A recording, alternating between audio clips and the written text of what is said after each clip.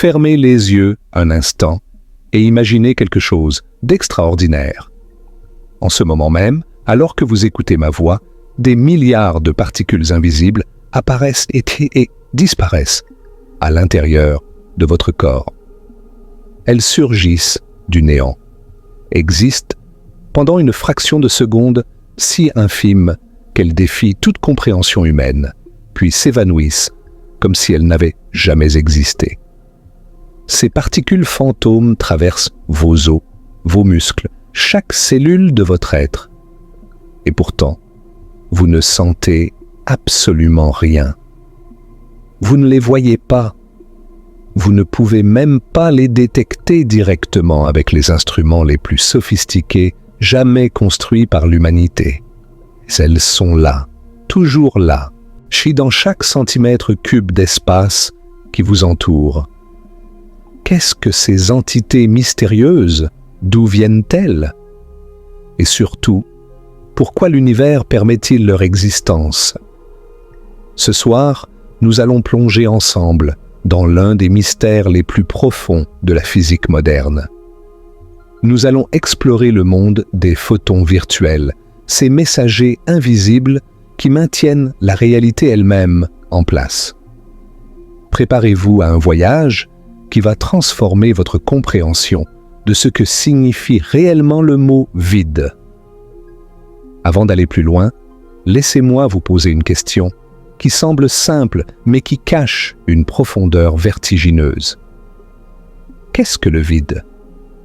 Quand vous regardez l'espace entre les étoiles, ou même l'espace entre les atomes de votre main, pensez-vous vraiment qu'il n'y a rien? Pendant des millénaires, chez les philosophes et les scientifiques ont débattu de cette question. Les Grecs anciens se demandaient si le vide pouvait exister. Aristote affirmait que la nature a horreur du vide. Newton imaginait l'espace comme une scène vide sur laquelle les objets se déplacent. Mais la physique quantique a révélé une vérité bien plus étrange. Le vide n'est pas vide. Il bouillonne d'une activité invisible et incessante. Imaginez l'océan par une journée parfaitement calme. De loin, la surface semble lisse comme un miroir. Mais approchez-vous et vous verrez de minuscules ondulations, des perturbations constantes qui ne s'arrêtent jamais. Maintenant, imaginez que ces ondulations ne sont pas faites d'eau, mais de particules. Des particules qui surgissent du néant, existent pendant un instant imperceptible, puis retournent au néant. Et c'est exactement ce qui se passe dans le vide quantique. Et parmi ces particules éphémères, les plus importantes pour notre vie quotidienne sont les photons virtuels. Si vous appréciez ce voyage dans les profondeurs de la physique, je vous invite à vous abonner à cette chaîne et à activer la cloche de notification. Laissez un commentaire pour me dire ce que vous pensez du vide. Est-il vraiment vide ou cache-t-il des secrets que nous commençons à peine à comprendre? Et si ce contenu vous plaît, n'hésitez pas à le partager avec quelqu'un qui, comme vous, cherche à comprendre les mystères de l'univers. Pour comprendre les photons virtuels, nous devons d'abord comprendre leurs cousins plus familiers, les photons ordinaires. Qu'est-ce que la lumière? Cette question a hanté l'humanité depuis l'aube de la conscience.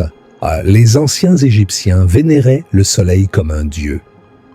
Les philosophes grecs débattaient de la nature des rayons lumineux. Était-ce quelque chose qui émanait de nos yeux ou quelque chose qui venait des objets eux-mêmes?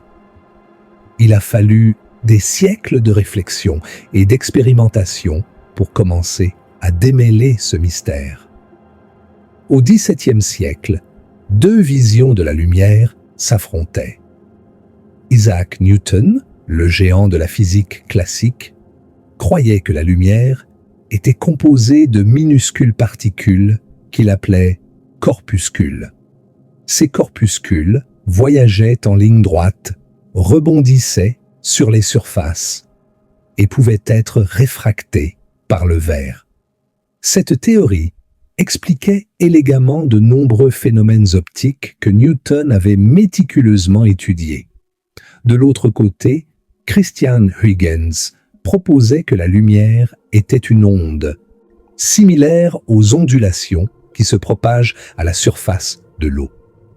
Cette théorie ondulatoire expliquait la diffraction et l'interférence, des phénomènes que la théorie corpusculaire avait du mal à accommoder. Pendant plus d'un siècle, le débat a fait rage. Puis, au début du XIXe siècle, Thomas Young a réalisé une expérience qui semblait trancher définitivement en faveur des ondes. Son célèbre test des deux fentes montrait que la lumière créait des motifs d'interférence exactement comme on s'y attendrait pour des ondes. Quand deux ondes se rencontrent, elles peuvent s'additionner ou s'annuler, créant des bandes alternées de lumière et d'obscurité. Les particules ne devraient pas faire cela. La lumière, semblait-il, était définitivement une onde. Cette conclusion a été renforcée de façon spectaculaire par les travaux de James Clerk Maxwell dans les années 1860. Maxwell a réalisé quelque chose d'extraordinaire. Il a unifié l'électricité et le magnétisme en une seule théorie élégante, les équations de Maxwell. Ces équations prédisaient l'existence d'ondes électromagnétiques se propageant à une vitesse précise. Et quelle était cette vitesse? Exactement la vitesse de la lumière. Maxwell avait découvert que la lumière était une onde électromagnétique. Ce n'était pas juste de la lumière visible, mais un spectre entier de radiation, des ondes radio aux rayons gamma, tous des manifestations du même phénomène fondamental.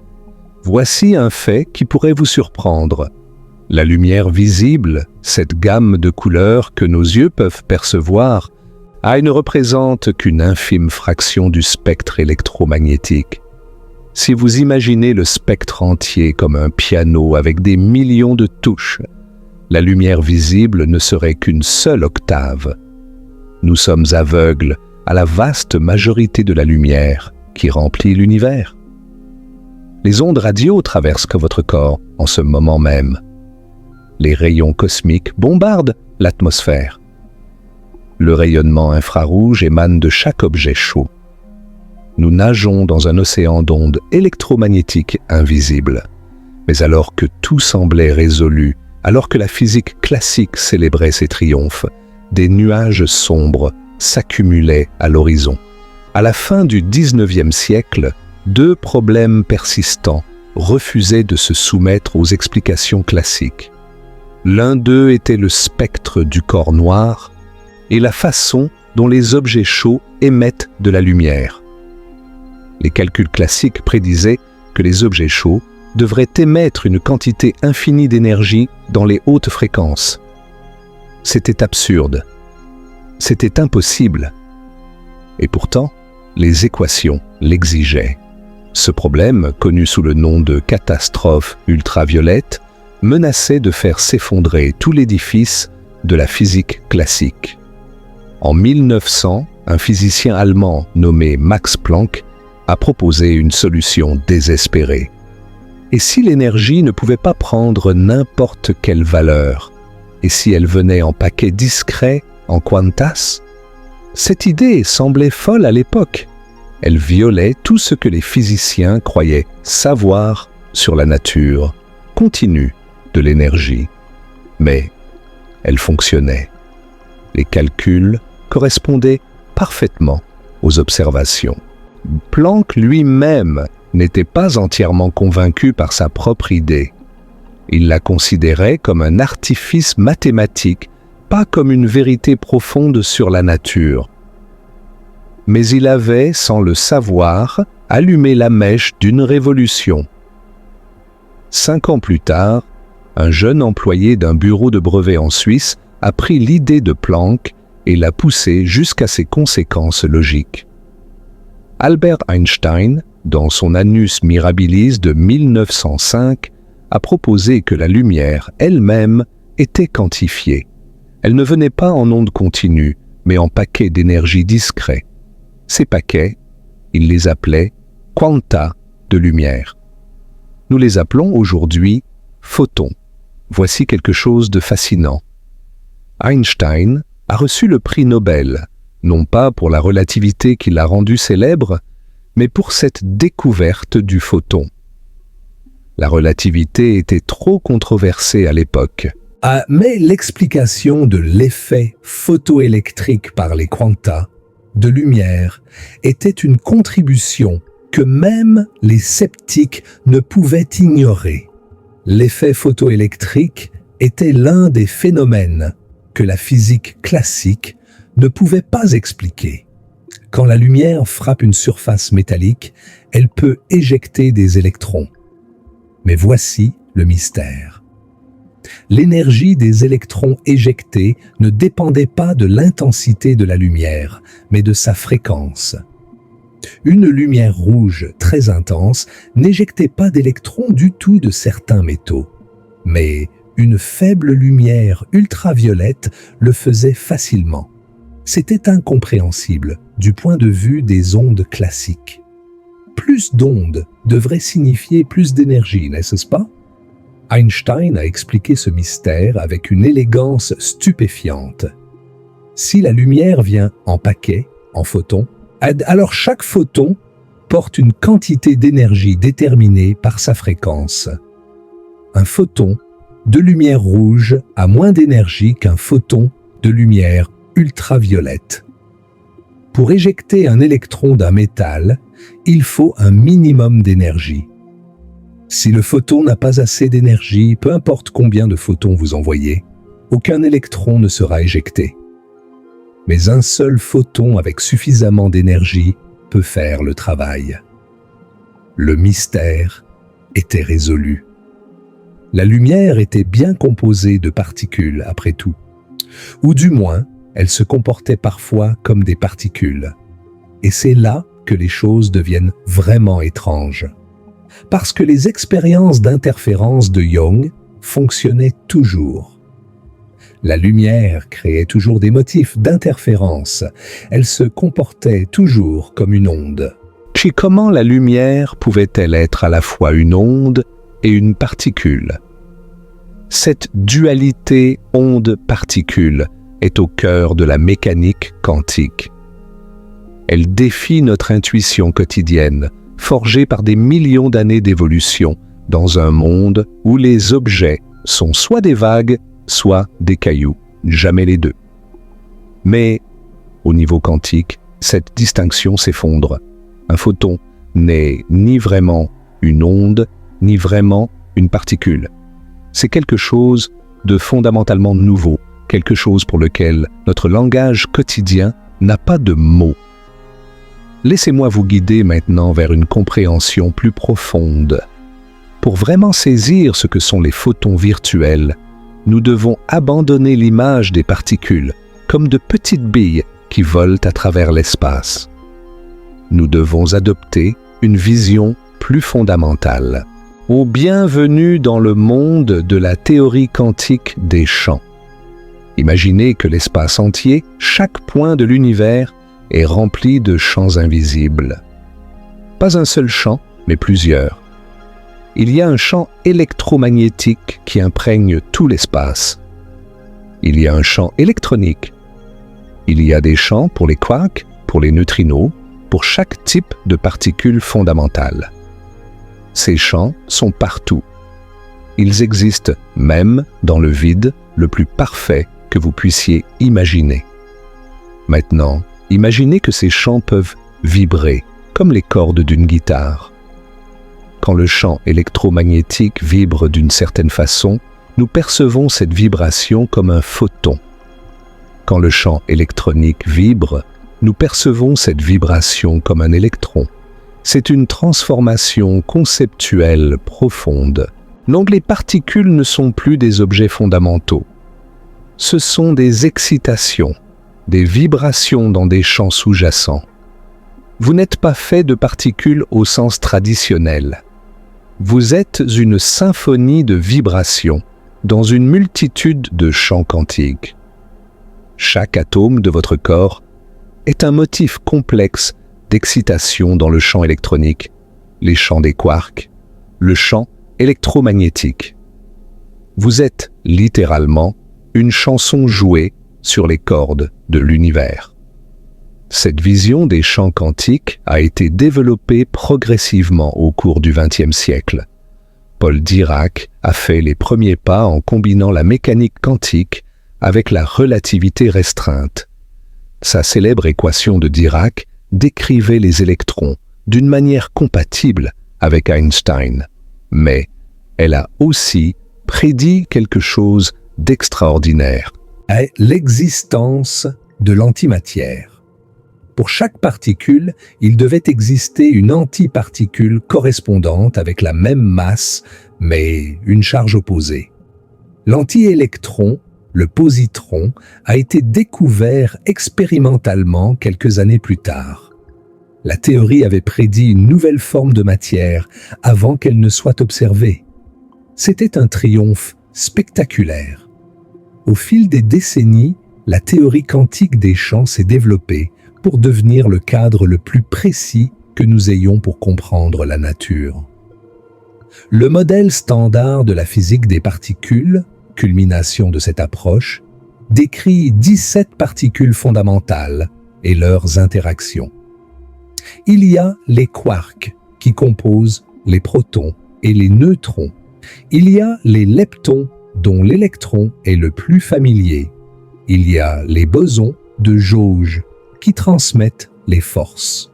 Et il y a le fameux boson de Higgs découvert au CERN en 2012 qui donne leur masse aux autres particules. Parmi les bosons de jauge, le photon occupe une place spéciale. Il est le médiateur de la force électromagnétique, la force qui maintient les atomes ensemble, qui permet aux réactions chimiques de se produire, qui transmet la lumière du soleil vers vos yeux. Chaque fois que deux particules chargées interagissent, elles le font en échangeant des photons. Et voici où notre histoire prend un tournant fascinant. Ces photons échangés ne sont pas les photons ordinaires que nous pouvons voir. Ce sont des photons virtuels. Pour comprendre pourquoi les photons virtuels doivent exister, nous devons plonger dans l'un des principes les plus profonds et les plus troublants de la mécanique quantique. Je parle du principe d'incertitude de Heisenberg. Werner Heisenberg était un jeune physicien allemand brillant qui, dans les années 1920, a découvert quelque chose de fondamental sur la nature de la réalité.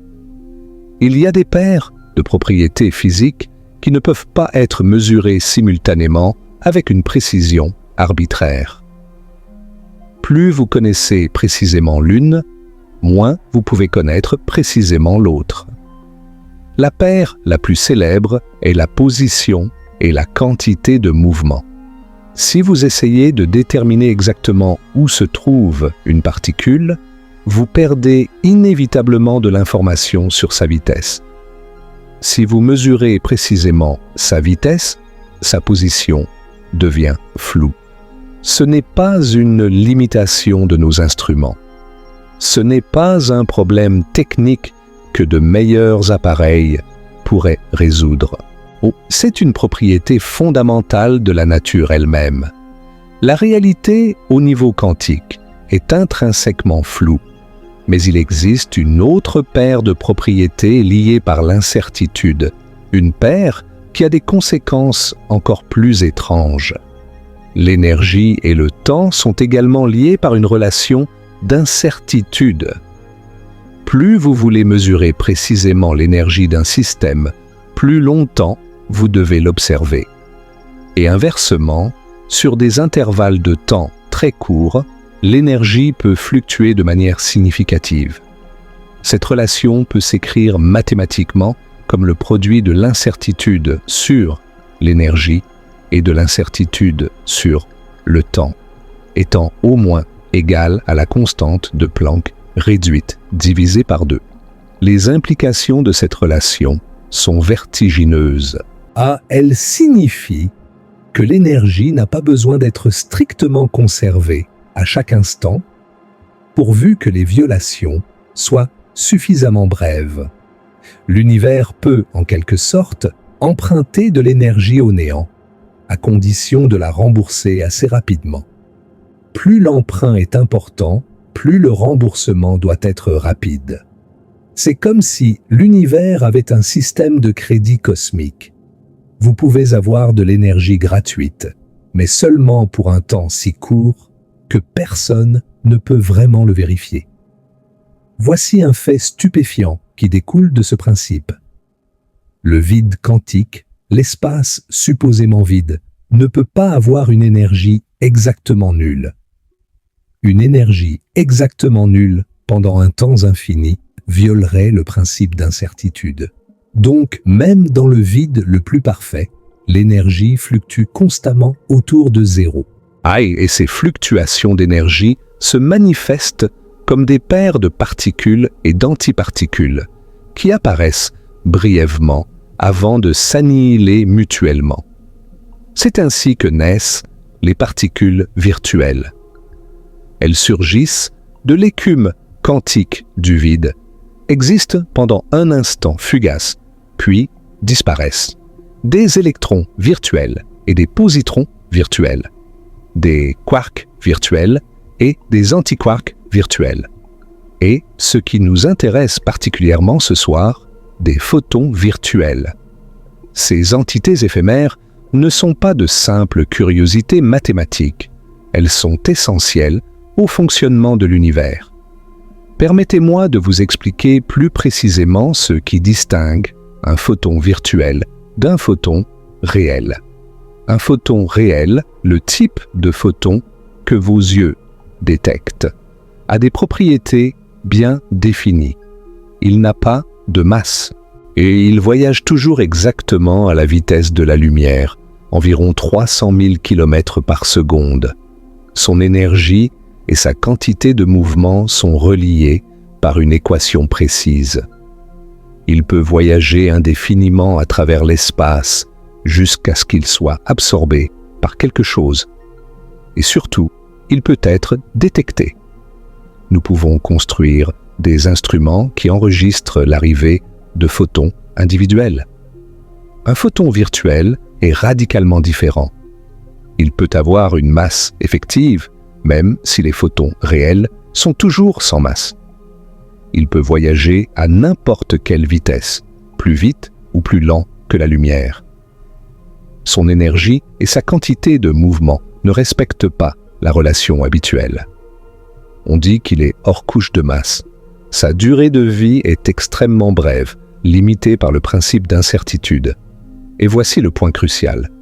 Il ne peut jamais être directement détecté.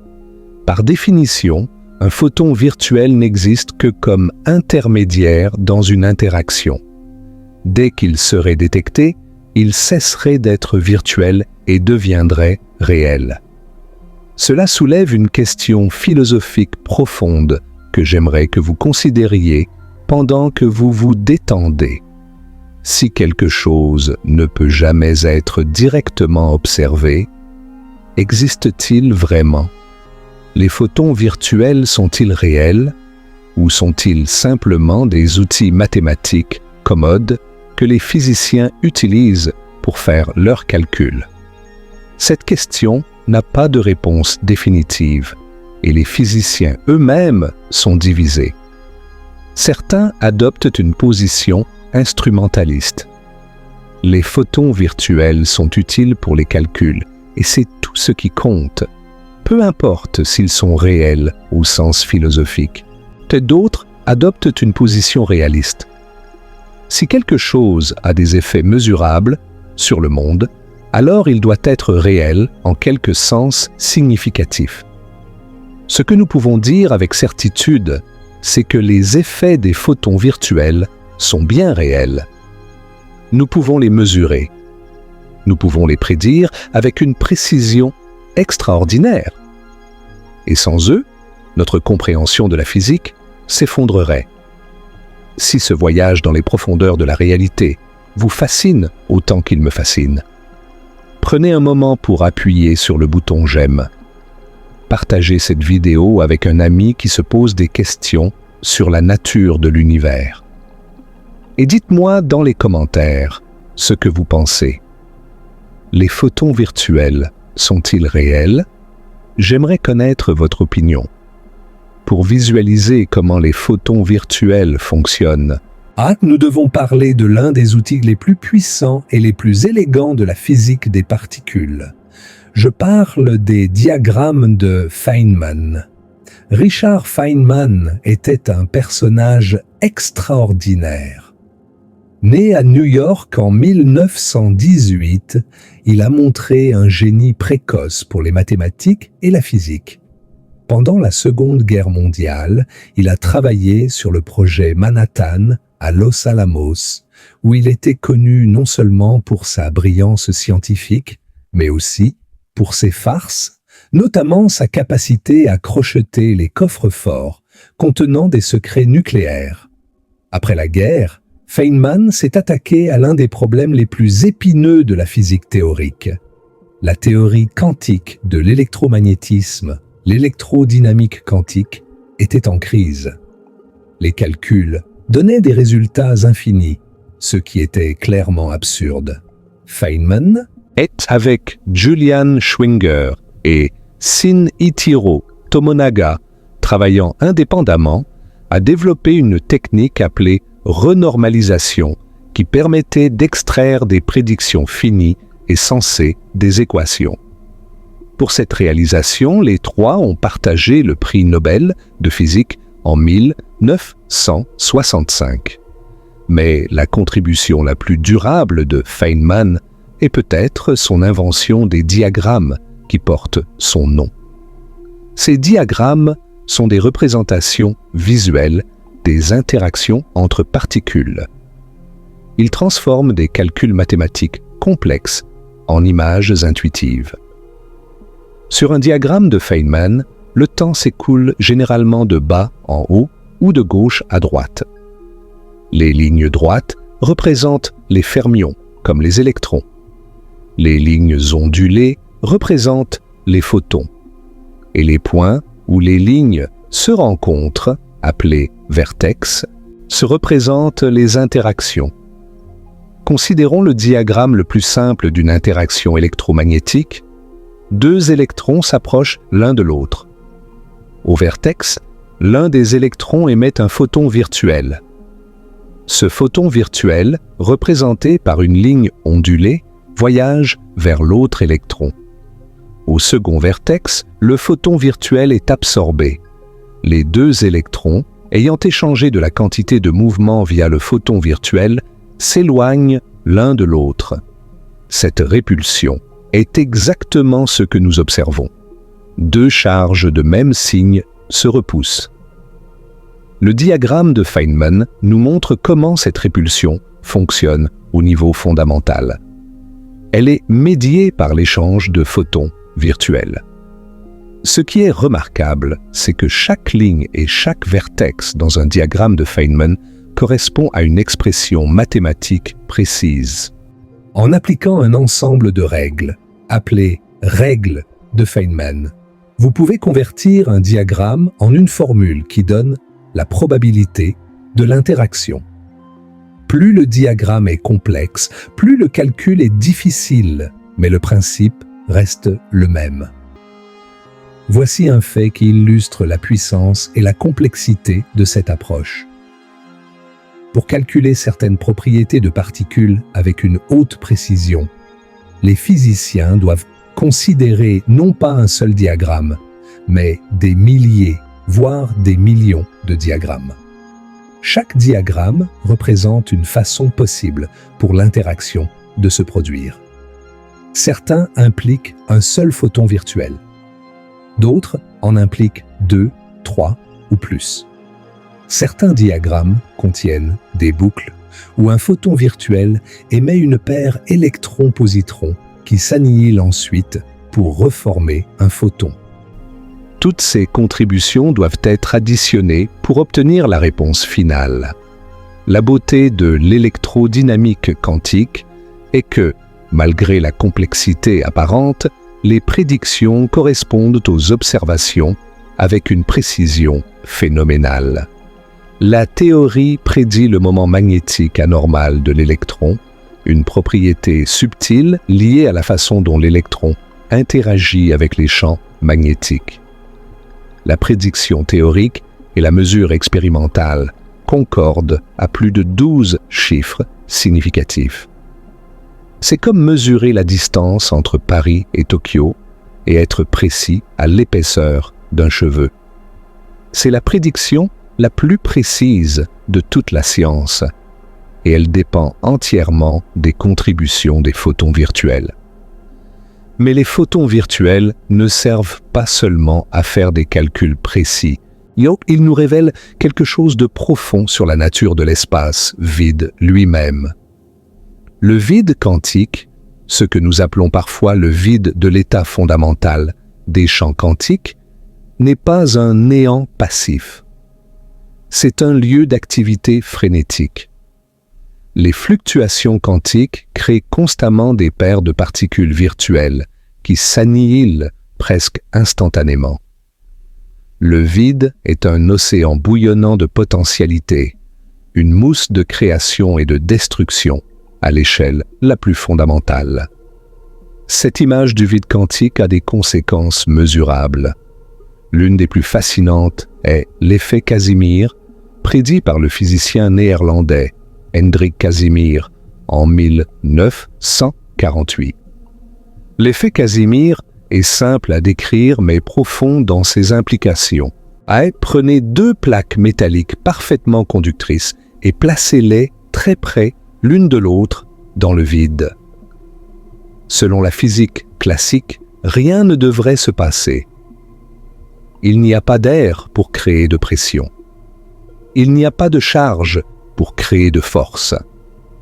Les plaques devraient simplement rester là, inertes. Mais la mécanique quantique prédit quelque chose de différent.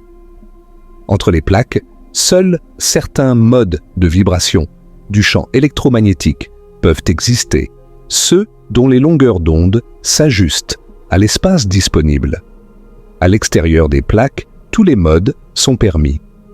Cette différence crée une asymétrie. Il y a plus de fluctuations du vide à l'extérieur des plaques qu'à l'intérieur. Cette différence se manifeste comme une pression nette qui pousse les plaques l'une vers l'autre. Les photons virtuels, en quelque sorte, pressant les plaques ensemble. La force prédite par Casimir est incroyablement faible. Pour deux plaques d'1 centimètre carré séparées par un micromètre, la force est d'environ 1/100 millionième de Newton. C'est ridiculement petit. Et pourtant, en 1997, Steve Lamoureux a réussi à mesurer cette force avec une précision remarquable. L'expérience a confirmé la prédiction de Casimir. Le vide exerce vraiment une pression. Les photons virtuels ont des effets mécaniques mesurables. Cet effet n'est pas seulement une curiosité de laboratoire. À l'échelle nanométrique, la force de Casimir devient significative. Elle peut faire coller ensemble des composants microscopiques. Elle est un facteur que les ingénieurs doivent prendre en compte lors de la conception de systèmes micro-électromécaniques. Les photons virtuels, ces entités que nous ne pouvons jamais voir directement, affectent la technologie moderne. Il existe une variante encore plus remarquable de cet effet, connu sous le nom d'effet Casimir dynamique. Que se passe-t-il si, au lieu de maintenir les plaques immobiles, vous les faites vibrer très rapidement? La théorie prédit que si vous secouez un miroir assez vite, vous pouvez convertir des photons virtuels en photons réels. Vous pouvez littéralement créer de la lumière à partir du vide. Cette prédiction extraordinaire a été vérifiée expérimentalement en 2011, non pas avec des miroirs physiques, mais avec des circuits supraconducteurs qui simulent des miroirs en mouvement. L'équipe a observé des photons apparaître apparemment du néant, exactement comme la théorie le prédisait. Prenez un moment pour absorber ce fait, et que nous pouvons créer de la lumière à partir du vide en secouant quelque chose assez vite. Les photons virtuels du vide quantique peuvent être promus au statut de photons réels. La frontière entre le virtuel et le réel n'est pas aussi absolue qu'on pourrait le penser. C'est une frontière que l'on peut traverser dans les bonnes conditions. L'effet Casimir n'est pas la seule preuve des photons virtuels. Une autre vient d'une mesure extraordinairement précise de la structure de l'atome d'hydrogène. L'atome d'hydrogène est le système atomique le plus simple. Un seul proton au centre, un seul électron en orbite autour. C'est le système idéal pour tester les prédictions de la mécanique quantique. En 1947, Willis Lamb et Robert Rutherford ont mesuré les niveaux d'énergie de l'hydrogène avec une précision sans précédent. Alors, ils ont découvert quelque chose de surprenant. 2 niveaux d'énergie qui, selon la théorie de Dirac, auraient dû être identiques, étaient en fait légèrement différents. Ce décalage minuscule, environ 1 milliardième de l'énergie totale, est maintenant connu sous le nom de décalage de Lamb. Qu'est-ce qui causait cette différence? La réponse est les photons virtuels. L'électron dans l'atome d'hydrogène émet et réabsorbe constamment des photons virtuels. Ces interactions éphémères modifient légèrement l'énergie de l'électron. Le calcul quantique de cet effet, utilisant les diagrammes de Feynman et les techniques de renormalisation, prédit exactement le décalage observé.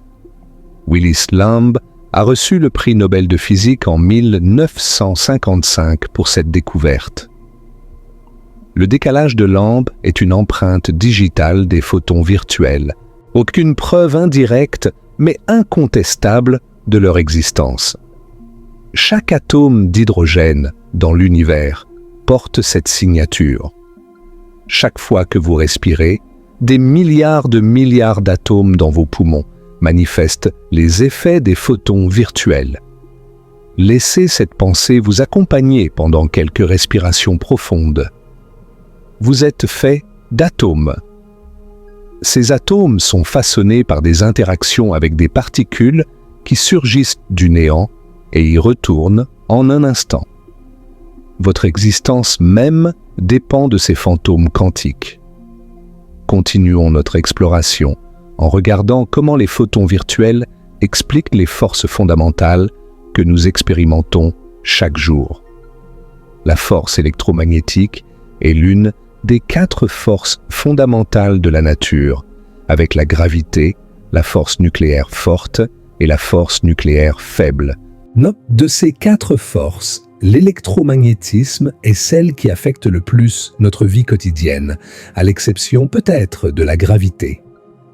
L'électromagnétisme est responsable de presque tout ce que vous expérimentez. La lumière qui atteint vos yeux est électromagnétique. Les liaisons chimiques qui maintiennent les molécules ensemble sont électromagnétiques. La solidité des objets, la raison pour laquelle votre main ne passe pas à travers la table, est due à la répulsion électromagnétique entre les électrons. Le fonctionnement de vos nerfs, la transmission des signaux dans votre cerveau, tout cela est électromagnétique. Dans la physique classique, nous décrivons l'électromagnétisme en termes de champ. Une charge électrique crée un champ électrique autour d'elle. Une autre charge dans ce champ ressent une force. Mais dans la physique quantique, nous avons une image différente. La force n'est pas transmise par un champ abstrait. elle est transmise par l'échange de particules, spécifiquement de photons virtuels. Imaginez deux électrons qui s'approchent l'un de l'autre. Dans l'image classique, chaque électron crée un champ électrique et chaque électron est repoussé par le champ de l'autre. Dans l'image quantique, les électrons échangent des photons virtuels et c'est cet échange qui transfère la quantité de mouvement et crée la force de répulsion. Les deux descriptions donnent les mêmes prédictions, mais l'image quantique est plus fondamentale. Comment l'échange de particules peut-il créer à la fois attraction et répulsion? C'est une question qui trouble beaucoup de gens quand ils rencontrent cette idée pour la première fois. Si je vous lance une balle et que vous l'attrapez, nous sommes tous les deux poussés à nous éloigner l'un de l'autre, pas à nous rapprocher. Alors comment l'échange de photons virtuels peut-il attirer deux charges opposées? La réponse est que les photons virtuels ne sont pas comme des balles ordinaires. Ils peuvent avoir des propriétés impossibles pour des particules classiques. Rappelons qu'ils sont hors couche de masse. Leur énergie et leur quantité de mouvement ne sont pas reliées de la manière habituelle. Dans certaines configurations, l'échange de photons virtuels transfère une quantité de mouvement qui pousse les particules l'une vers l'autre plutôt que les séparer. Les mathématiques de la mécanique quantique permettent ce comportement contre-intuitif. Une façon peut-être plus satisfaisante de voir les choses est de ne pas essayer de visualiser les photons virtuels comme de petits projectiles, mais de les accepter comme des excitations dans le champ quantique qui médient les interactions. L'image des particules échangées est utile pour les calculs et pour dessiner des diagrammes de Feynman, mais elle ne doit pas être prise trop littéralement. La portée d'une force est déterminée par la masse de la particule qui la médiate. Les photons sont sans masse, ce qui signifie que la force électromagnétique a une portée infinie. En principe, deux charges séparées par des milliards d'années-lumière s'influencent encore électromagnétiquement, bien que la force soit incroyablement faible à de telles distances. Comparez cela avec la force nucléaire faible, médiée par les bosons W et Z qui ont une masse significative. La portée de la force faible est extrêmement courte, environ un 10 millième de la taille d'un proton. Cette relation entre masse et portée est une conséquence directe du principe d'incertitude.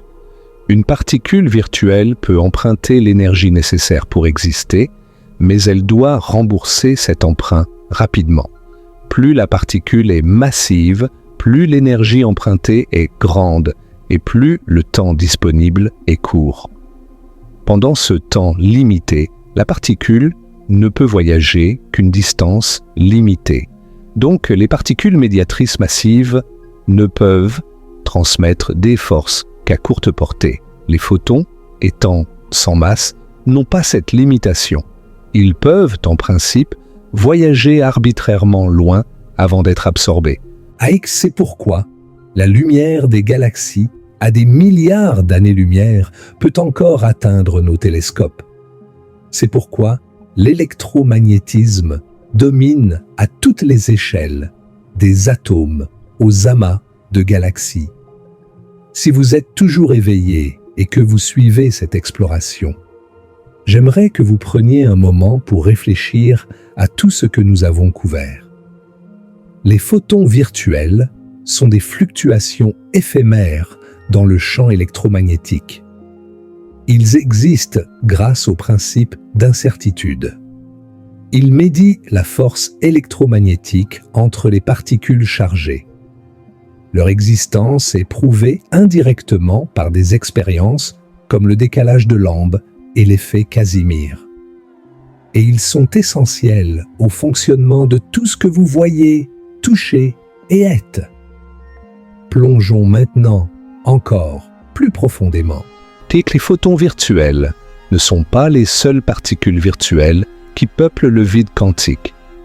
Toutes les particules ont leur version virtuelle. Des électrons et des positrons virtuels apparaissent et disparaissent constamment. Des quarks et des antiquarks virtuels font de même.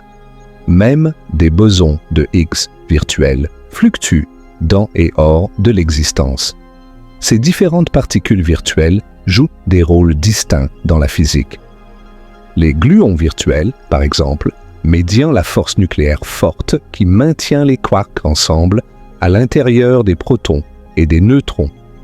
La force forte est remarquablement différente de l'électromagnétisme. Alors que la force électromagnétique diminue avec la distance, la force forte reste à peu près constante quelle que soit la distance entre les quarks. C'est comme si les quarks étaient attachés par des élastiques infiniment extensibles. Cette propriété, appelée confinement, explique pourquoi nous n'observons jamais de quarks isolés. Les gluons eux-mêmes portent ce qu'on appelle la charge de couleur, l'équivalent de la charge électrique pour la force forte. Cela signifie que les gluons peuvent interagir entre eux, émettant et absorbant d'autres gluons. C'est une différence cruciale avec les photons, qui ne portent pas de charge électrique et n'interagissent pas directement entre eux. Cette auto-interaction des gluons rend les calculs de la force forte beaucoup plus difficiles que ceux de l'électromagnétisme. Les bosons W et Z virtuels médiant la force nucléaire faible responsable de certains types de radioactivité. Que quand un neutron se transforme en proton en émettant un électron et un antineutrino, c'est un boson W virtuel qui facilite cette transformation. La force faible est la seule force qui peut changer le type ou la saveur des quarks. Elle est essentielle pour les réactions nucléaires qui alimentent le Soleil. Et puis, il y a la question fascinante des gravitons virtuels. Si la gravité est une force quantique comme les autres, elle devrait être médiée par une particule appelée le graviton. Les gravitons virtuels seraient les messagers de la gravité, tout comme les photons virtuels sont les messagers de l'électromagnétisme. Mais nous n'avons jamais détecté de graviton réel ou virtuel. Toute la gravité est si faible comparée aux autres forces que les effets quantiques gravitationnels sont pratiquement impossibles à mesurer avec notre technologie actuelle. La quête d'une théorie quantique de la gravité reste l'un des plus grands défis de la physique moderne. La relativité générale d'Einstein décrit la gravité comme une courbure de l'espace-temps, pas comme une force médiée par des particules. Comment réconcilier cette vision géométrique avec la vision quantique des particules virtuelles? C'est une question à laquelle les plus grands esprits de la physique travaillent depuis près d'un siècle, sans succès définitif.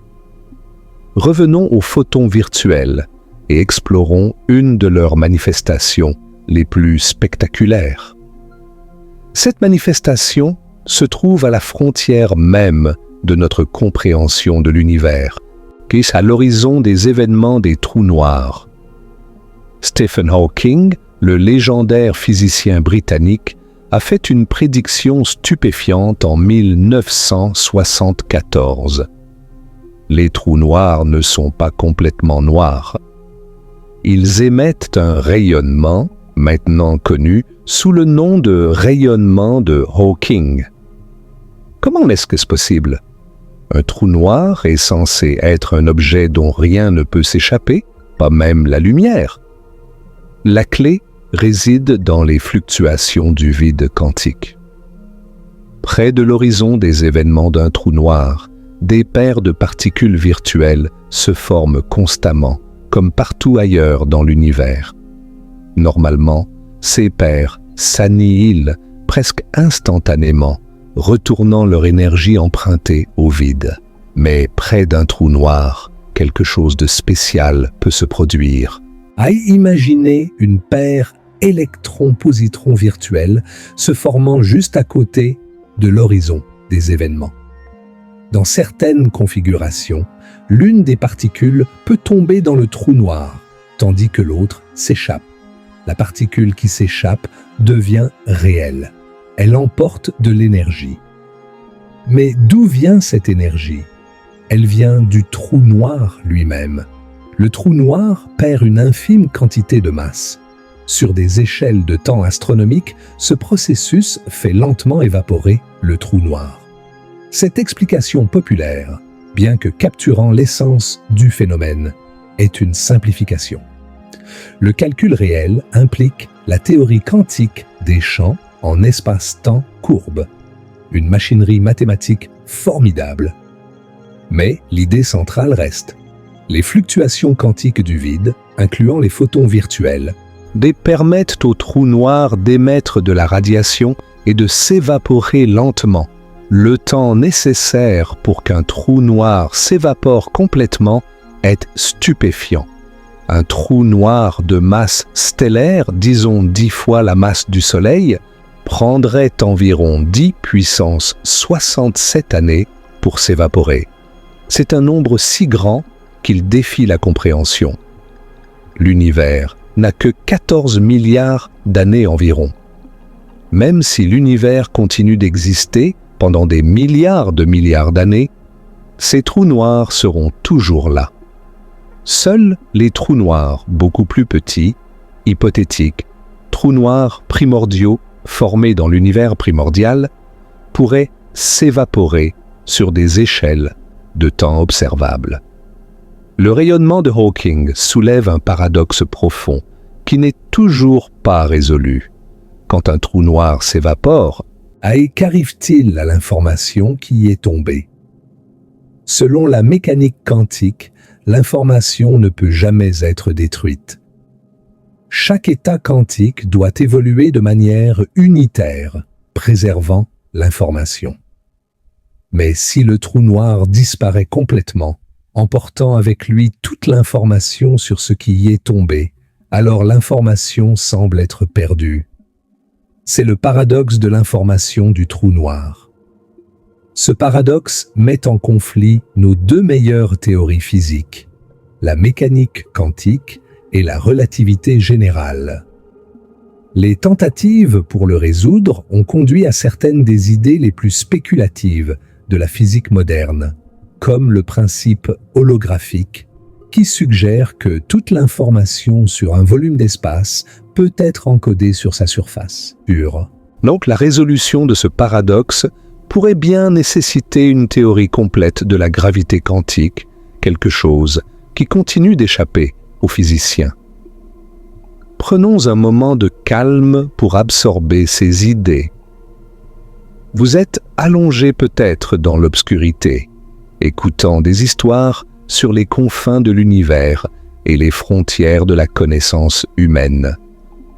Les trous noirs, ces objets terrifiants où l'espace et le temps se tordent au-delà de toute reconnaissance, sont eux aussi soumis aux caprices des fluctuations quantiques.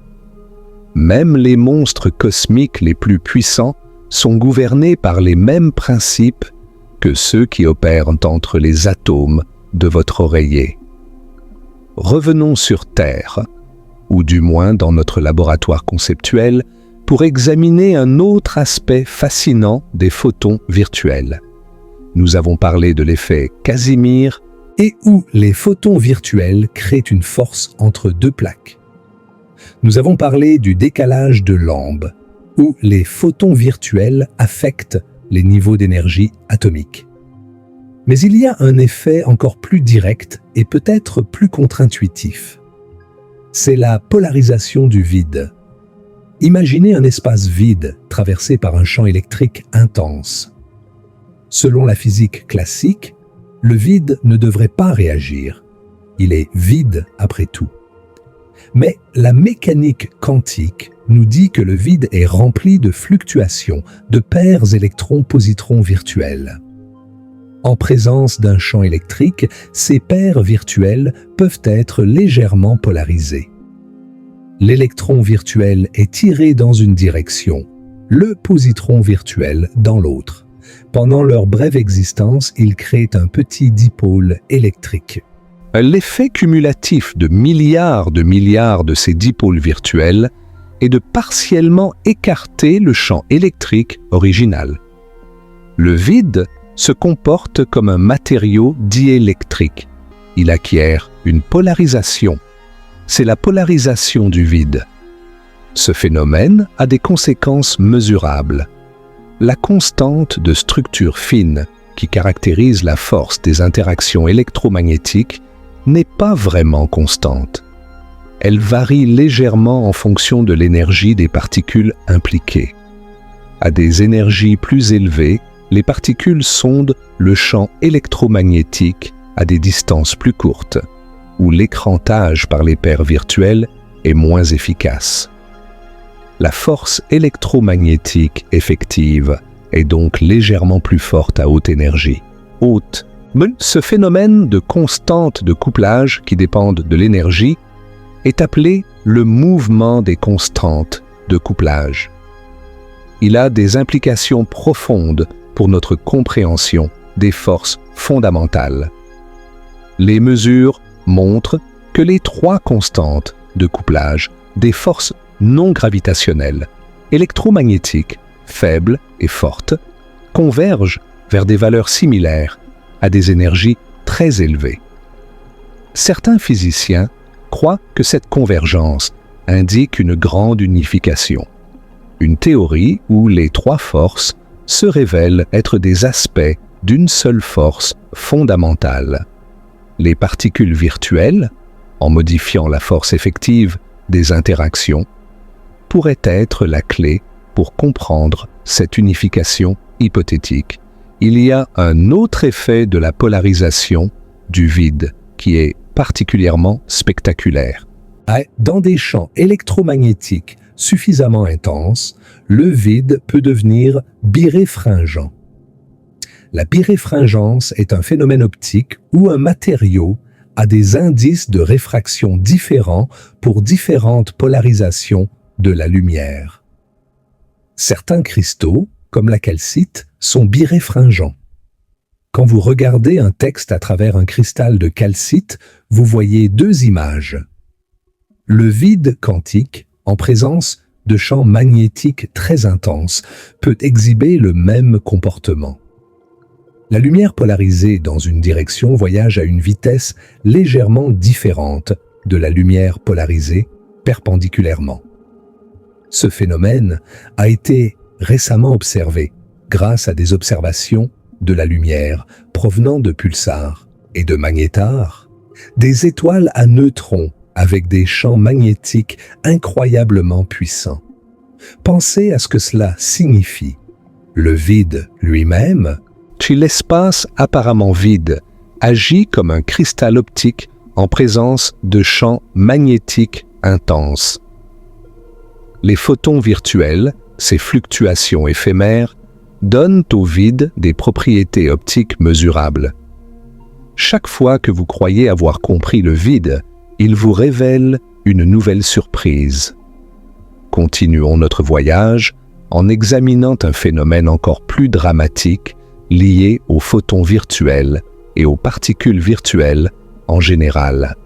C'est l'effet Schwinger, prédit par Julian Schwinger dans les années 1950.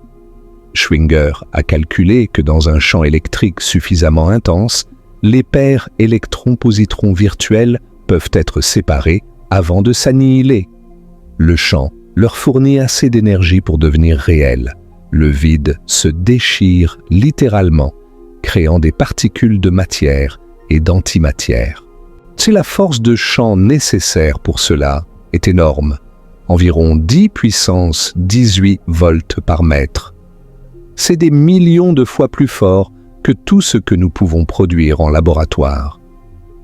Mais près des étoiles à neutrons, de tels champs peuvent exister naturellement, et les physiciens travaillent sur des lasers extrêmement puissants qui pourrait un jour atteindre les intensités nécessaires pour observer l'effet Schwinger directement. Imaginez pouvoir créer de la matière à partir du vide pur en utilisant suffisamment d'énergie. C'est exactement ce que l'effet Schwinger prédit. Les particules virtuelles, normalement confinées à leur existence éphémère, peuvent être libérées et devenir des particules réelles et durables.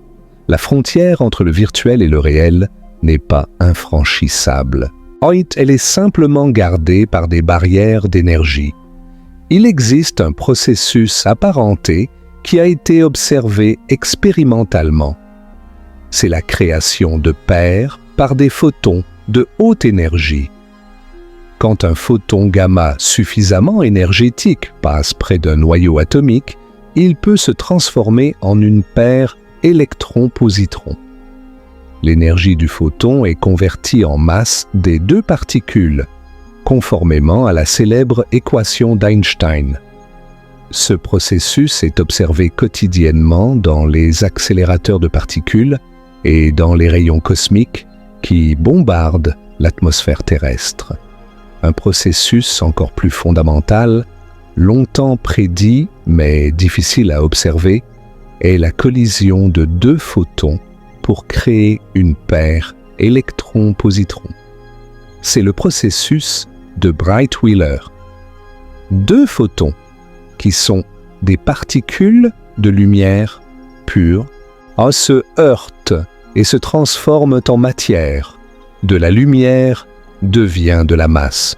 Ce processus a été observé pour la première fois au Grand Collisionneur de Hadron, au CERN, ces dernières années, utilisant les champs électromagnétiques intenses des ions lourds ultra-relativistes.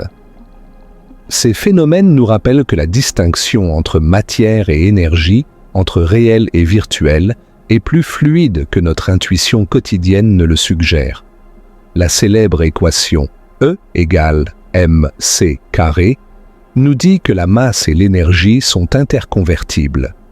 Les photons virtuels et les particules virtuelles, en général, sont des manifestations de cette interconvertibilité au niveau le plus fondamental. Prenons maintenant un tournant philosophique dans notre exploration. Nous avons accumulé beaucoup de preuves indirectes de l'existence des photons virtuels.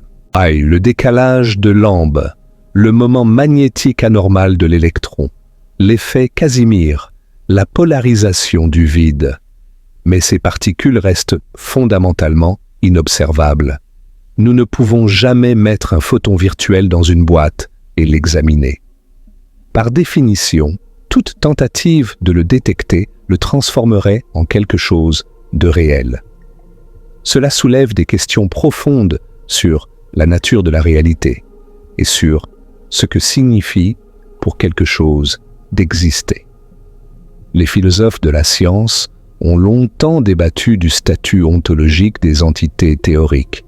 Les électrons, les quarks, les champs quantiques, ces entités sont-elles réelles ou sont-elles simplement des constructions utiles pour organiser nos observations et faire des prédictions?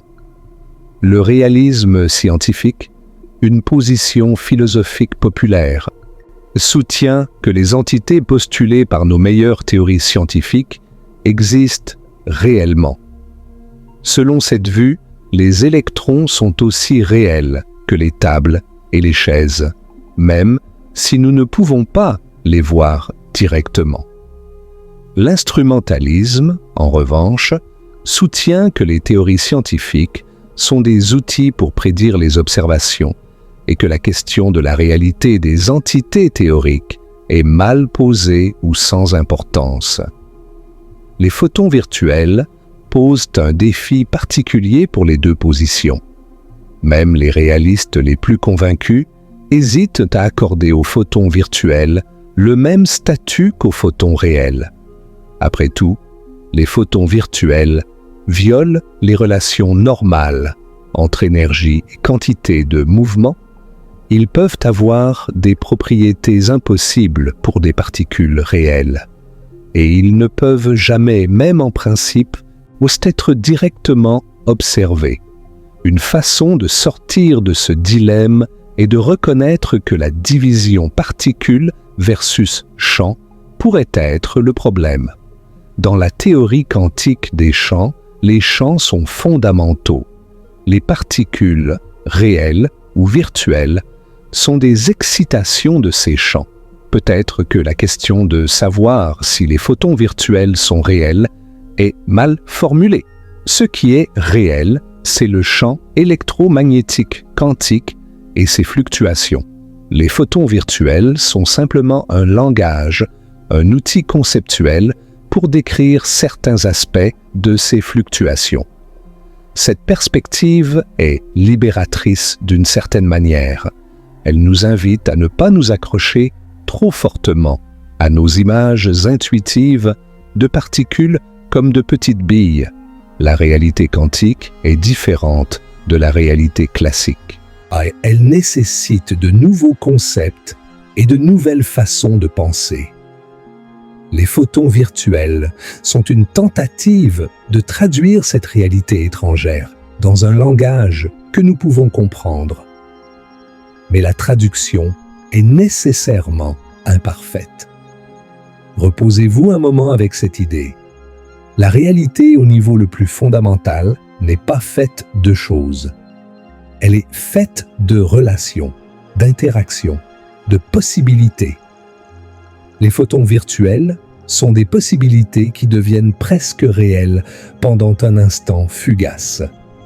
Ils sont les fantômes d'interactions qui pourraient avoir lieu. Et pourtant, leurs effets sont aussi solides que n'importe quoi dans l'univers. Explorons maintenant comment les photons virtuels façonnent notre expérience quotidienne. Vous pourriez penser que la physique des particules est éloignée de votre vie. Après tout, et vous n'avez pas besoin de connaître les diagrammes de Feynman pour faire cuire un œuf ou conduire une voiture. Mais les photons virtuels sont intimement impliqués dans tout ce que vous faites et tout ce que vous êtes. Considérez l'acte de voir.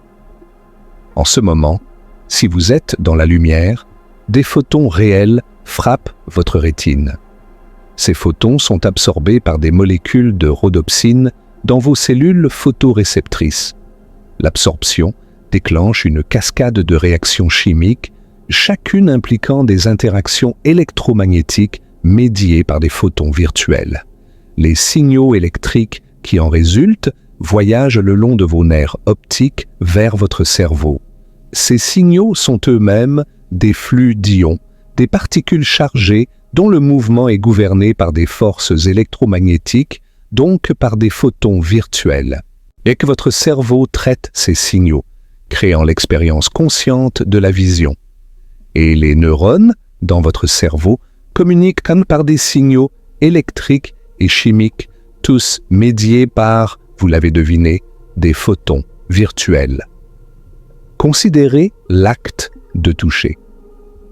Quand vous posez votre main sur une surface, vous ne touchez jamais vraiment cette surface. Les atomes de votre main ne touchent jamais les atomes de la surface.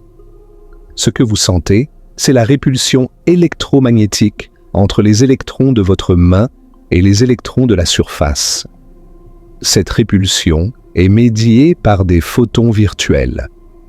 Les milliards de photons virtuels échangés entre les électrons de votre peau et les électrons de tout ce que vous touchez créent la sensation de solidité, de texture, de température.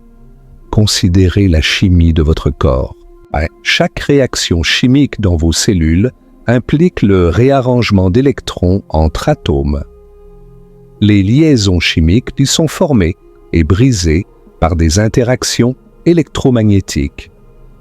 L'ADN dans vos cellules est maintenu ensemble par des liaisons hydrogènes et des interactions électrostatiques. Les enzymes qui catalysent les réactions métaboliques fonctionnent grâce à des forces électromagnétiques précisément configurées. Tout cela est médié par des photons virtuels. Vous êtes à un niveau très réel, une danse de photons virtuels.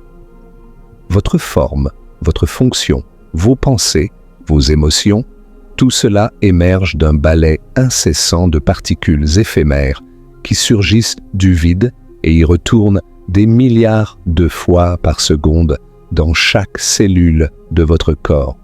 Cette perspective peut être vertigineuse, mais elle peut aussi être source d'émerveillement. Vous êtes connecté au tissu même de la réalité, d'une manière que vous n'aviez peut-être jamais imaginée. Les mêmes forces qui gouvernent les étoiles et les galaxies opèrent à l'intérieur de vous. Les mêmes principes quantiques qui permettent aux photons virtuels d'exister permettent à vos yeux de voir et à votre cœur de battre. Tournons maintenant notre regard vers les mystères non résolus, les frontières de notre connaissance, où les photons virtuels et la physique quantique en général soulèvent des questions auxquelles nous n'avons pas encore de réponse. L'un des plus grands mystères est le problème de l'énergie du vide. La théorie quantique des champs prédit que le vide devrait avoir une énergie énorme. Toutes ces fluctuations, toutes ces particules virtuelles qui apparaissent et disparaissent devraient s'additionner pour donner une densité d'énergie stupéfiante. Quand les physiciens calculent cette énergie en utilisant les méthodes standards, ils obtiennent un résultat qui est approximativement 10 puissance 120 fois plus grand que ce que nous observons. 10 puissance 120. C'est un nombre avec 120 zéros. C'est probablement le plus grand écart entre théorie et observation dans toute l'histoire de la science. On l'appelle parfois la pire prédiction de l'histoire de la physique. Quelque chose doit être terriblement mal dans notre compréhension, mais nous ne savons pas quoi. Une partie du problème est peut-être dans la façon dont nous calculons, la renormalisation. Cette technique qui permet d'extraire des prédictions finies des équations de la théorie quantique des champs pourrait ne pas fonctionner correctement quand on l'applique à l'énergie du vide. Ou peut-être qu'il existe un mécanisme inconnu qui annule la plupart de cette énergie, ne laissant que la minuscule quantité que nous observons comme énergie sombre. L'énergie sombre, découverte à la fin des années 1990, est responsable de l'accélération de l'expansion de l'univers. Elle représente environ 70% de la densité d'énergie totale de l'univers. Pourrait-elle être liée à l'énergie du vide quantique? C'est une possibilité séduisante, mais les chiffres ne correspondent pas sans ajustement extraordinaire. Le mystère reste entier. Un autre mystère profond est le problème de la mesure en mécanique quantique. Quand nous n'observons pas une particule, elle existe dans une superposition de tous ses états possibles. Mais quand nous la mesurons, elle adopte un état défini. Que se passe-t-il exactement lors de cette transition?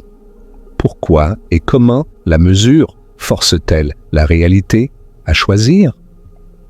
Les photons virtuels, en tant que phénomènes quantiques, sont soumis à ce mystère. Dans un certain sens, ils représentent toutes les façons possibles dont une interaction pourrait se produire. Les diagrammes de Feynman somment sur toutes ces possibilités. Mais quand nous faisons une observation, une seule possibilité se réalise. Le lien entre les fluctuations virtuelles et les événements réels que nous observons reste philosophiquement troublant. Différentes interprétations de la mécanique quantique offrent différentes perspectives sur ce problème. L'interprétation de Copenhague dit que la fonction d'onde s'effondre lors de la mesure, mais reste silencieuse sur le mécanisme de cet effondrement. L'interprétation des mondes multiples suggère que toutes les possibilités se réalisent, mais dans des univers différents qui ne peuvent pas communiquer entre eux. L'interprétation de Bohm propose des variables cachées qui déterminent les résultats des mesures de manière déterministe. Aucune de ces interprétations n'est universellement acceptée. Le débat continue. Il y a aussi la question de la gravité quantique. Nous avons une théorie quantique de l'électromagnétisme, c'est l'électrodynamique quantique. Nous avons des théories quantiques des forces nucléaires faibles et fortes. Mais nous n'avons pas de théorie quantique satisfaisante de la gravité. La relativité générale d'Einstein, notre meilleure théorie de la gravité, traite l'espace-temps comme un continuum lisse. Mais la mécanique quantique suggère que tout est quantifié à des échelles suffisamment petites. Ces deux visions semblent incompatibles. Si la gravité est quantifiée, il devrait exister des gravitons, les quanta de la force gravitationnelle. Et il devrait exister des gravitons virtuels, médiateurs de la gravité, de la même manière que les photons virtuels médient l'électromagnétisme. Mais notre incapacité à construire une théorie cohérente de la gravité quantique nous empêche de comprendre vraiment ce que ces gravitons virtuels seraient. Des approches comme la théorie des cordes et la gravité quantique à boucle tentent de résoudre ce problème. La théorie des cordes propose que les particules fondamentales ne sont pas des points, mais des cordes vibrantes minuscules. Les différents modes de vibration correspondent aux différentes particules. La gravité quantique à boucle propose que l'espace-temps lui-même est quantifié, fait d'unités discrètes à l'échelle de Planck. Ces théories sont mathématiquement élégantes, mais elles n'ont pas encore fait de prédictions testables qui les distingueraient de la théorie standard. Nous sommes peut-être à l'aube d'une nouvelle révolution en physique, comparable à celle du début du XXe siècle. Les mystères non résolus de l'énergie du vide, de la gravité quantique, de la matière sombre et de l'énergie sombre suggèrent que notre compréhension actuelle est incomplète. Les photons virtuels, si bien compris dans le cadre de l'électrodynamique quantique, pourraient être une pièce d'un puzzle beaucoup plus vaste que nous commençons à peine à entrevoir. Pendant que vous vous détendez et que ces idées flottent dans votre esprit, considérez que vous vivez à une époque extraordinaire de découverte. Les mystères que nous explorons ce soir sont les mêmes mystères que les plus grands esprits de la physique tentent de résoudre. Chaque expérience au CERN, chaque observation avec le télescope James Webb, chaque calcul théorique est un pas vers une compréhension plus profonde. Revenons maintenant aux applications pratiques et aux implications technologiques des photons virtuels. Bien que ces particules soient fondamentalement inobservables, leur physique sous-jacente a des applications réelles. L'électronique moderne dépend entièrement de notre compréhension de l'électromagnétisme quantique. Les transistors qui composent les puces de votre ordinateur ou de votre téléphone fonctionnent grâce aux propriétés quantiques des électrons dans les semi-conducteurs. Les lasers présents dans tout, des lecteurs de code-barres aux communications par fibre optique, sont des dispositifs quantiques qui manipulent la façon dont les photons sont émis et absorbés. La supraconductivité, où certains matériaux conduisent l'électricité sans aucune résistance à basse température, est un phénomène quantique. Les supraconducteurs sont utilisés dans les IRM médicales, dans les accélérateurs de particules et dans la recherche sur les ordinateurs quantiques. La compréhension des interactions électromagnétiques au niveau quantique, incluant le rôle des photons virtuels, est essentielle pour développer ces technologies. Les ordinateurs quantiques, encore à leur début, promettent de révolutionner le calcul. Ils exploitent les propriétés quantiques comme la superposition et l'intrication pour effectuer certains calculs beaucoup plus rapidement que les ordinateurs classiques. Le développement de ces machines nécessite une compréhension approfondie de la physique quantique, y compris les subtilités des interactions médiées par les photons virtuels. Dans le domaine de la métrologie, la science de la mesure, la physique des photons virtuels joue un rôle crucial. La définition moderne du mètre, par exemple, est basée sur la vitesse de la lumière. Les horloges atomiques, les instruments de mesure du temps les plus précis jamais construits, fonctionnent en exploitant les transitions quantiques dans les atomes. Ces transitions sont affectées par des corrections dues aux photons virtuels, et une compréhension précise de ces corrections est nécessaire pour atteindre la plus haute précision. Il y a même des spéculations sur l'utilisation de l'effet Casimir pour des applications pratiques. Certains chercheurs explorent si la force de Casimir pourrait être exploitée pour créer des micro-machines sans frottement ou pour générer de l'énergie. Ces idées sont hautement spéculatives et pourraient s'avérer impraticables, mais elles illustrent comment la physique fondamentale peut parfois mener à des technologies inattendues. La recherche sur le contrôle précis des fluctuations quantiques pourrait un jour avoir des applications que nous ne pouvons pas encore imaginer. Et l'histoire de la physique est pleine d'exemples où la recherche fondamentale, sans application pratique apparente, a finalement transformé la technologie et la société. Quand Maxwell a unifié l'électricité et le magnétisme, il ne pouvait pas prévoir les smartphones. Quand Planck a introduit les quanta, il ne pouvait pas prévoir les lasers.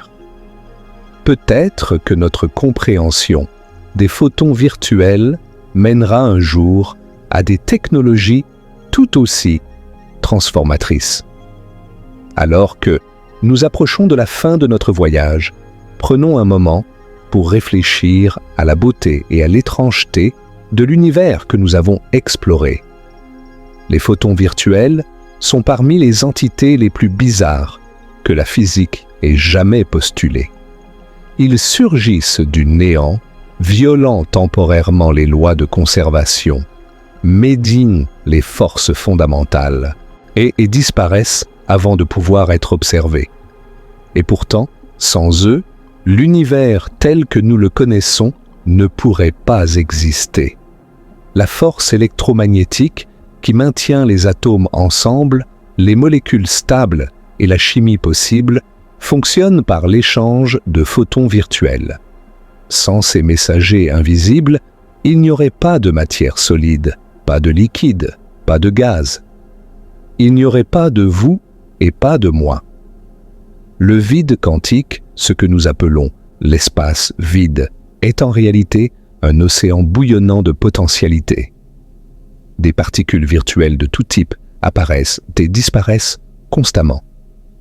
Cet océan n'est pas séparé de nous. Nous nageons dedans. Nous en sommes faits. Chaque atome de notre corps est baigné dans les fluctuations du vide. La mécanique quantique nous enseigne que la réalité au niveau fondamental est radicalement différente de notre expérience quotidienne. Les objets n'ont pas de propriétés définies jusqu'à ce qu'ils soient mesurés. Les particules peuvent être en plusieurs endroits à la fois. Le vide n'est pas vide. Ces vérités défient notre intuition, mais elles sont solidement établies par un siècle d'expérience. Les photons virtuels incarnent cette étrangeté quantique. Ils sont réels dans leurs effets, mais insaisissables dans leur nature. Ils nous rappellent que le monde n'est pas fait de choses solides et définies, mais de possibilités, de relations, d'interactions. La solidité que nous percevons est une illusion émergente construite à partir de fluctuations éphémères. Il y a une certaine poésie dans cette vision du monde, où nous sommes des créatures de lumière et de vide. Notre existence dépend de fantômes qui dansent au bord de la réalité. Le néant dont nous venons n'est pas vraiment néant, mais un champ fertile de possibilités infinies. Alors que vous vous endormez peut-être, laissez ces idées vous accompagner dans vos rêves. Le vide qui vous entoure n'est pas vide. Il vibre de potentialité. Les photons virtuels continuent leur danse éternelle, indifférents à votre conscience d'eux. Ils maintenaient l'univers ensemble avant que l'humanité n'existe et ils continueront longtemps après. Si ce voyage vous a plu, je vous invite une dernière fois à vous abonner à cette chaîne et à partager cette vidéo avec ceux qui, comme vous, cherchent à comprendre les mystères de l'existence. Non, laissez un commentaire pour me dire quel aspect des photons virtuels vous a le plus fasciné. Et si vous vous endormez avant la fin, ne vous inquiétez pas. Les photons virtuels seront toujours là quand vous vous réveillerez. Rappelons-nous ce que nous avons appris ensemble. Les photons ordinaires sont des quantas de lumière, des excitations du champ électromagnétique. Les photons virtuels sont des fluctuations éphémères de ce même champ, permises par le principe d'incertitude. Ils médient la force électromagnétique en étant échangée entre particules chargées. Leurs effets sont mesurables dans des phénomènes comme le décalage de Lamb, le moment magnétique anormal de l'électron et l'effet Casimir. Le vide quantique est un océan d'activité invisible. Les particules virtuelles de tout type apparaissent et disparaissent constamment. Et cette activité donne au vide des propriétés mesurables comme la possibilité de créer des forces entre des plaques métalliques ou de devenir biréfringent dans des champs magnétiques intenses. La question de savoir si les photons virtuels sont réels reste philosophiquement ouverte. Ils ne peuvent jamais être directement observés, mais leurs effets sont indéniables. Peut-être que la distinction entre réel et virtuel n'est pas aussi absolue que nous le pensions.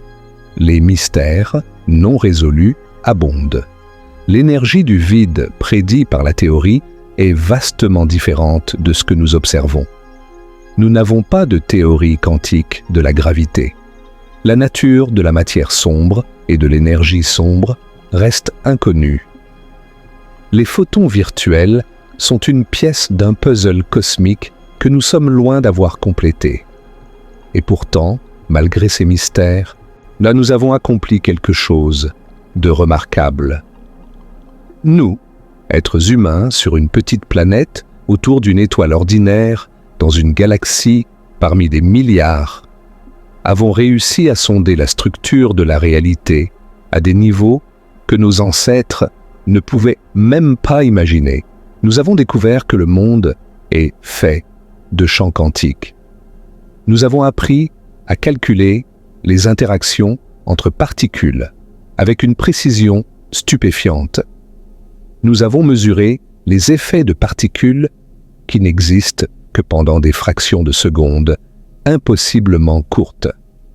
C'est un témoignage de la puissance de la curiosité humaine et de la méthode scientifique. Nous posons des questions. Nous faisons des hypothèses. Nous testons ces hypothèses contre la réalité. Et lentement, patiemment, nous construisons une compréhension du cosmos qui devient de plus en plus profonde et de plus en plus étrange. Les photons virtuels sont une fenêtre sur cette compréhension. Ils nous montrent que le vide est vivant, que les forces sont médiées par des particules, que la réalité, au niveau fondamental, est un tissu quantique de possibilités. En les étudiant, nous étudions la nature même de l'existence.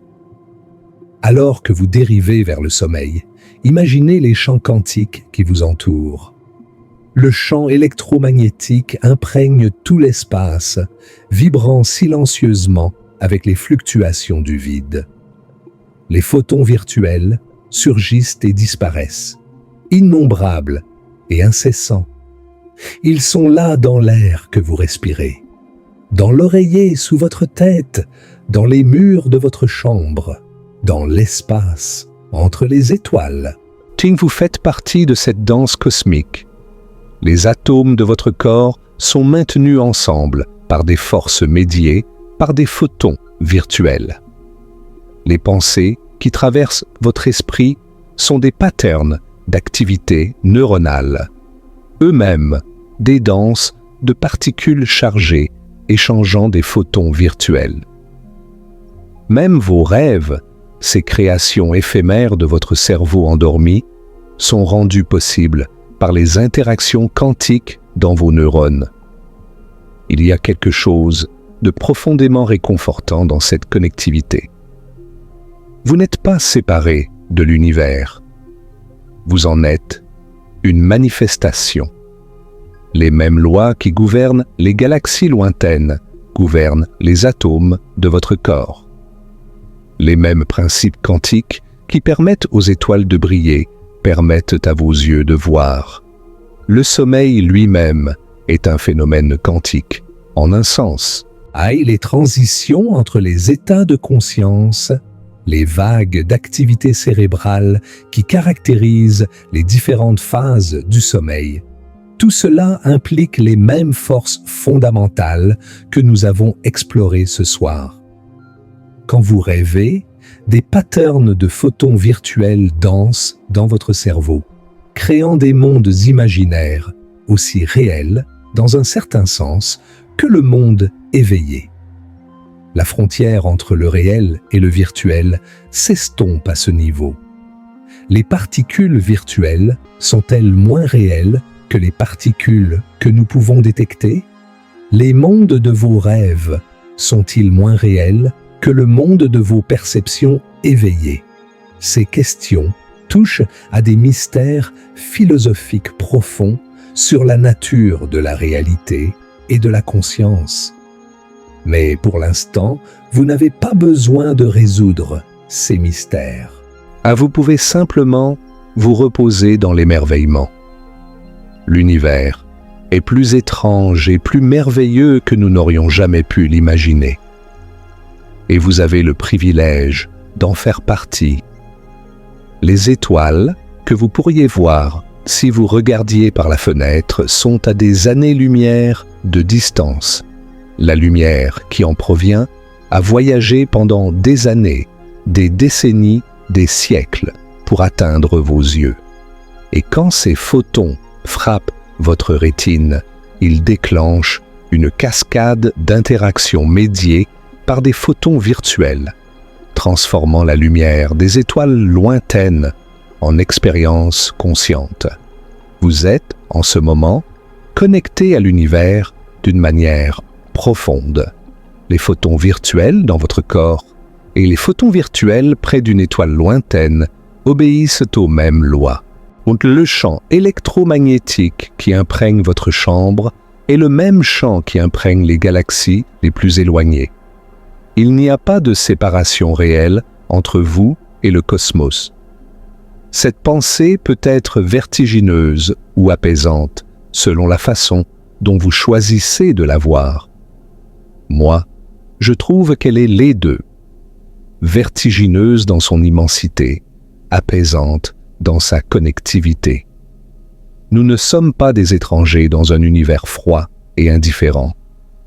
Nous sommes des parties de cet univers, faites de la même substance, gouvernées par les mêmes lois, participant à la même danse cosmique. Les photons virtuels continueront leur danse bien après que vous vous serez endormis. Ils continueront après que cette vidéo sera terminée, après que cette nuit sera passée, après que des milliards d'années se seront écoulées. Et ils sont aussi éternels que les lois de la physique elle-même. Et peut-être, d'une certaine manière, vous aussi. Les atomes de votre corps ont été forgés dans les cœurs des étoiles mortes depuis longtemps. Ils existeront longtemps après vous, recyclés dans de nouvelles formes, de nouvelles structures, peut-être de nouvelles formes de vie. La danse des photons virtuels qui vous constitue actuellement continuera dans d'autres configurations, d'autres patterns, d'autres danses. Il y a une immortalité dans cette perspective. Pas l'immortalité personnelle que les humains ont toujours désirée, mais une immortalité plus profonde, une participation à quelque chose qui transcende toute vie individuelle. Vous êtes une vague temporaire dans un océan éternel. Et quand la vague se dissipe, l'océan continue. Et laissez ces pensées vous accompagner dans le sommeil. Le vide n'est pas vide, la réalité est plus profonde qu'elle n'en a l'air. Et vous êtes fait de la même magie quantique qui fait briller les étoiles. L'univers est un lieu de mystère et de merveille. Chaque question que nous répondons en révèle 10 autres. Chaque découverte ouvre de nouvelles frontières d'ignorance. Et c'est ainsi que cela devrait être. Un univers que nous comprendrions complètement serait un univers ennuyeux. Le mystère est ce qui donne à la vie sa saveur. Les photons virtuels sont une petite partie de ce mystère. Ils sont une fenêtre sur l'étrangeté quantique, un rappel que la réalité au niveau fondamental défie notre intuition quotidienne. En les contemplant, nous nous rappelons notre place dans le cosmos, à la fois infiniment petite et infiniment connectée. Oh, merci de m'avoir accompagné dans ce voyage. J'espère que vous avez trouvé quelque chose de valeur dans ces réflexions sur les photons virtuels et la nature de la réalité. Que vous vous endormiez maintenant, ou que vous restiez éveillé à contempler ces idées, je vous souhaite paix et émerveillement. Le vide quantique vous entoure. Les photons virtuels dansent, et quelque part dans cette danse, vous existez, une conscience improbable, contemplant les mystères de son propre existence. N'oubliez pas, l'espace vide n'est jamais vraiment vide. La réalité est toujours en train de créer, toujours en mouvement, toujours surprenante. Et vous, vous êtes une partie de cette création perpétuelle. Bonne nuit, explorateurs de l'univers. Que vos rêves soient aussi étranges et merveilleux que la physique quantique elle-même. Et rappelez-vous, donc la prochaine fois que vous regarderez un espace apparemment vide, ce vide est plein de photons virtuels, surgissant et disparaissant dans une danse éternelle qui maintient l'univers ensemble. Vous ne les verrez jamais directement, mais ils sont là, toujours là, dans chaque instant, dans chaque lieu, dans chaque partie de votre être. Les photons virtuels sont les messagers invisibles de la force qui vous constitue. Ils sont les fantômes qui donnent substance à la matière. Ils sont le souffle silencieux du vide qui n'est pas vraiment vide. Et maintenant, alors que ces mots touchent à leur fin, je vous laisse avec une dernière pensée. L'univers, dans toute son immensité et sa complexité, peut être décrit par des équations élégantes, compris par des esprits curieux et apprécié par des cœurs émerveillés. Cette capacité de comprendre et cette capacité de s'émerveiller est peut-être le plus grand mystère de tous. Les photons virtuels ne se demandent pas pourquoi ils existent. Ils surgissent simplement et disparaissent suivant les lois de la physique quantique. Mais vous pouvez vous poser cette question. Vous pouvez contempler votre propre existence et celle de l'univers. Vous pouvez ressentir l'émerveillement. C'est un privilège rare dans ce cosmos. Chérissez-le. Cultivez votre curiosité. Posez des questions. Cherchez des réponses. Et quand les réponses révèlent de nouveaux mystères, réjouissez-vous. Car le mystère est ce qui rend l'existence belle. Les photons virtuels continueront leur danse bien après que ces mots seront terminés. Et quelque part, peut-être, d'autres consciences dans d'autres coins de l'univers contemplent les mêmes mystères. Et si nous sommes tous connectés par les mêmes lois physiques, les mêmes champs quantiques, les mêmes photons virtuels. L'univers est un seul tissu et nous sommes tous des fils de ce tissu. Différents mais connectés. Séparés mais unis. Éphémères mais participant à quelque chose d'éternel. Sur cette pensée, je vous dis bonne nuit. Que votre sommeil soit paisible. Que vos rêves soient lumineux.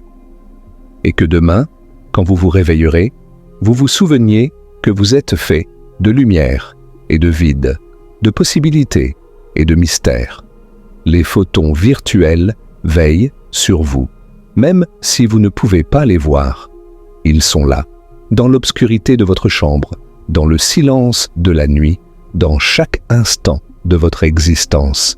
Dormez bien, voyageurs de l'infini. L'univers vous embrase dans toute sa majesté quantique et les photons virtuels dansent. Pour toujours, dans le vide qui n'est pas vide, dans la lumière qui n'est pas encore lumière, dans le mystère qui est la réalité. Bonne nuit. End.